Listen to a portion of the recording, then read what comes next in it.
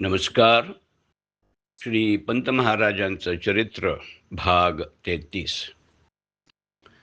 पंतांच्या ठिकाणी अल्पवयातच सद्गुरु कृपेनं परचित्त प्रबोधक शक्ती प्रकट झाली, हे त्यांच्या चरित्राचं रहस्य होय. कारण स्वात्मानंदी मग्न असून बालोन्मत्त पिशाच्य स्थितीत आत्मरत आत्मक्रीड असलेले सत्पुरुष बरेच असले तरी त्यांच्यापासून इतरांना फारसा फायदा होत नाही. पण ही अद्भुत शक्ती ज्याच्या ठिकाणी प्रकट आहे त्याच्या कृपा देणगीनं असंख्य लोक कृतार्थ होतात, आणि म्हणून श्री एकनाथांनी अशा पुरुषाला परमेश्वराचा अवतार म्हटले आहे. नाथ म्हणतात, जो शिष्यासी ब्रह्मज्ञान, मी परमात्मा त्या आधीन, ब्रह्मदात्याच्या बोले जाण, स्त्रियादी शूद्र जन मी उद्धरी. जो ब्रह्मज्ञान दे मद्भक्ता, तयाहून आणिक परता, मज आन नाही गा पढियंता, जाण तत्वता उद्धवा. तो आत्मा मी शरीर जाण, त्याचा देह मी होय आपण, त्याचे जे जे कर्माचरण, ते संपूर्ण मीची होय.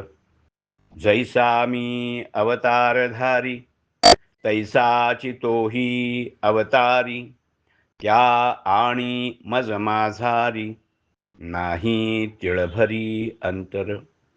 जो या ब्रह्मज्ञानाचे करी दान, त्यासी या परी मी आपण, करी निजात्म अर्पण, तरी उत्तीर्ण नव्हेची. त्याचे जे जे जडभारी, तेही मी वाहे आपुले शिरी, माझी चैतन्यश्री, नांदे त्याचे घरी सर्वदा.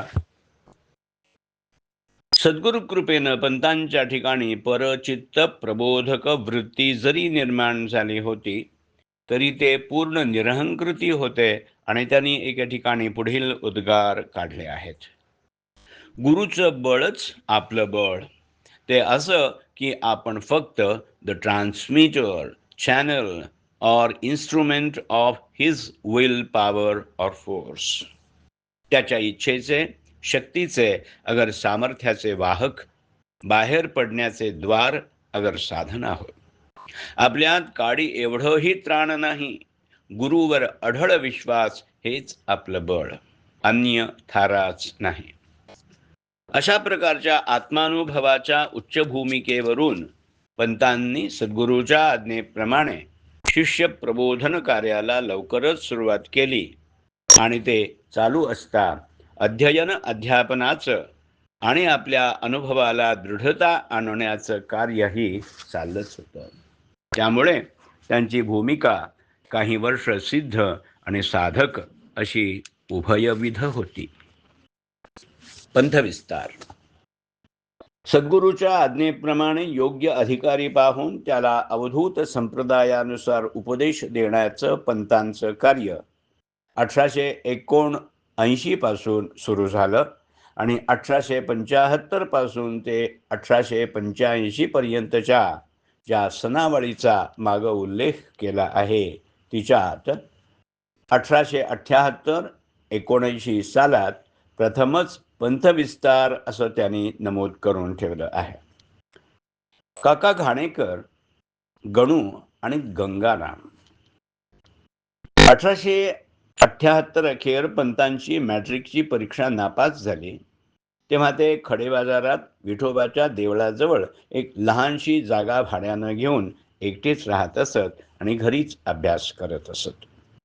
त्यांनी मराठी मिशन स्कूलमध्ये दरमहा ₹6 पगारावर शिक्षकाची नोकरी धरली, आणि शिकवण्या करून ते आपला चरितार्थ चालवीत असत.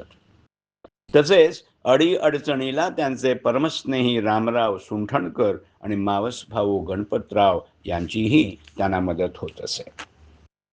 माग उल्लेख केल्याप्रमाणे रोज सायंकाळी पंत आठवले यांच्या घरी त्यांच्या मुलाला म्हणजे बाळाला शिकवण्या करता जात असत.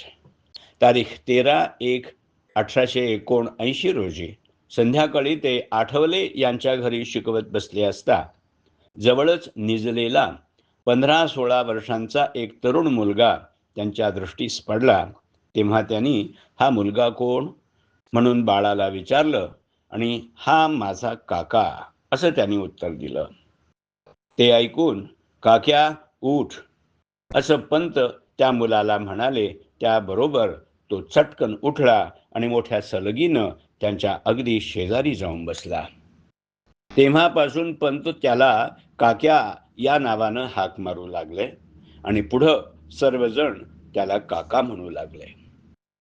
पंतांचं शिकवण्याचं काम संपल्यावर परत जाताना त्यांनी काकाला आपल्या बिऱ्हाडी येण्यास सांगितलं आणि त्यांची व त्याची पूर्वीची मुळीच ओळख नसताही तो मुकाट्यानं त्यांच्याबरोबर गेला आणि त्या रात्री त्यांच्याच बिऱ्हाडी राहिला. क्रमशः लेखक केशव रामचंद्र दिवेकर, वाचन डॉक्टर अमृत राघवेंद्र यार्दी.